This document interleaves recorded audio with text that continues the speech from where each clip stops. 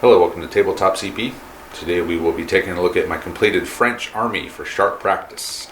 Exciting times here in the Nerd Cave as the second half of a giant project building two Napoleonic armies is coming to a close with the completion of this French force. The other half was the British, my Royal Scots, which I did a video for a while ago, about 3 months ago exactly, to be precise, as it is the 26th of November, and on August 27th I did that video, and I had estimated that it would take about 3 months to complete this army, and that's what it took. So let's take a look at what we have here. Start with the main formation. This is a four-group formation of conscripts, and I have a drummer, flag, and level 2 leader, as well as my big man back here. So these guys are all warlord plastics.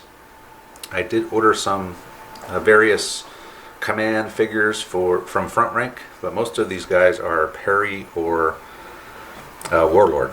So the drummer, the flag, I think the sapper, and the sergeant all came from the command blister.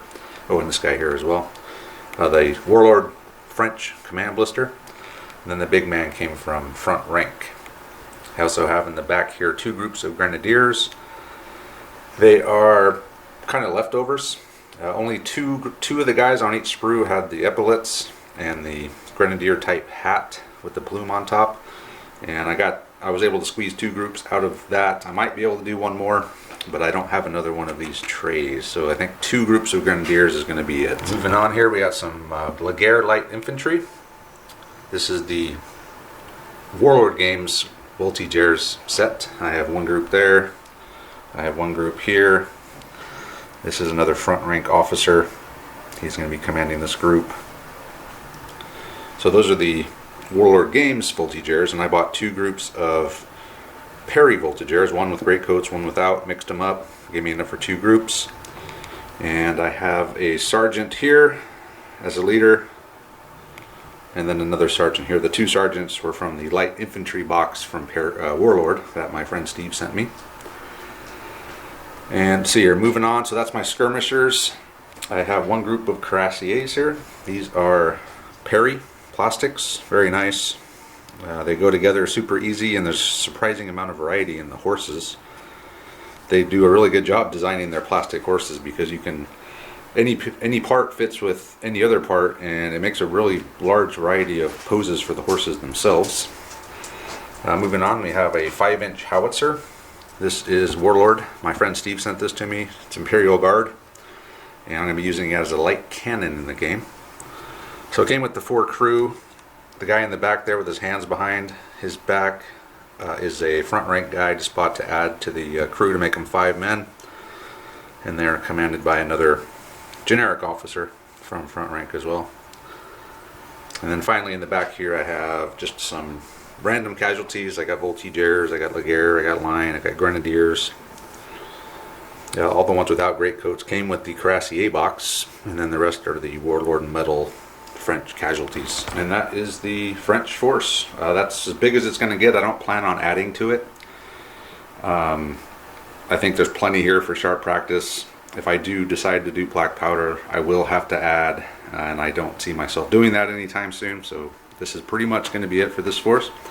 But it's nice to have some variety, 2 additional forces for sharp practice instead of just American War of Independence all the time, even though we will we will still play that, as I know there's a lot of people that really enjoy those battle reports. So now I've gotten everything out. I got my British, my thin red line against the French attack column. And it is a pretty cool looking force when it's all together like this. I don't know if we'll ever see it all on the board at once. It might be fun to do that. But mostly the games we're going to play are going to be just parts of these armies fighting against each other. I already did a video on the Royal Scots. I did add these sailors since that video. And I've added a Physic and a Holy Man as well. I think the Holy Men are parry, and the Physics are going to be from front rank. I also have a Holy Man and Physic for the French. The last thing I have to paint is a rocket. I bought a rocket for the British. it should be fun. It's just a very random weapon in the game. It's pretty much for fun, but it can do some damage. So it'll be maybe an objective or just throw it on the board and see what it can do if it doesn't blow up my own guys. So I have that. I'm waiting on some more crew for that. It only came with 2 crew.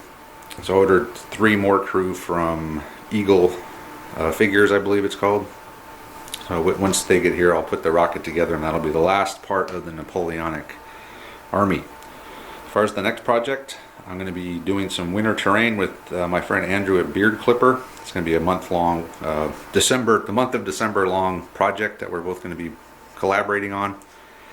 And we're going to do some live streams. We're adding some new stuff to the channel. We got a new laptop, so we're going to be able to increase the variety of things that we do beyond just battle reports. And at the same time, I'm also going to order some Western minis. The Lardies are coming out with a mod, I'll call it, for What a Tanker that is Western, Wild West game. So that should be interesting. What a Tanker is a game we haven't played a lot on the channel, but it is a fun game.